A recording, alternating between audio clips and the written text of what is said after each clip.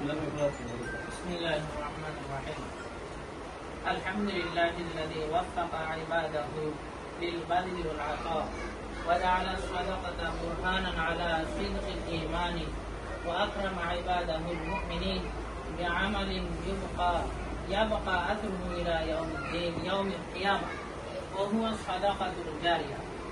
وبعد فإن إدارة هذه المدرسة المباركة في بنغلاديش ترفع اسمي آية الشكر والعفران وأصدق عبارات الامتنان والتقدير إلى السيدة الفاضلة الكريمة حليمة بيغم من جمهورية إندونيسيا التي تفضلت بتقديم قطعة أرض نفسية وقفا خالصا لوجه الله تعالى ليقام عليها هذا الشرح العالمي والديني ويبنى فيه جيل قرآني رباني يتربي على الفضيلة وينشر العلم النافع بين المسلمين.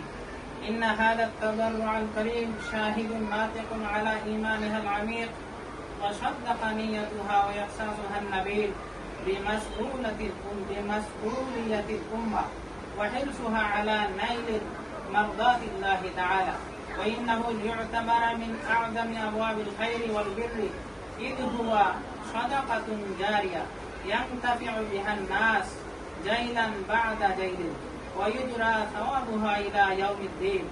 وبهذه المناسبة المباركة نسأل الله تعالى أن يبارك في عمرها وصحتها وأهلها وذريتها وأن ينزل عليها سكينة ورحمة ورضوانا، وأن يجعل هذه الأرض المباركة التي قدمتها أساسا لصرح عالمي يخلد ذكرها ويكون ذخرا لها في الدنيا والآخرة.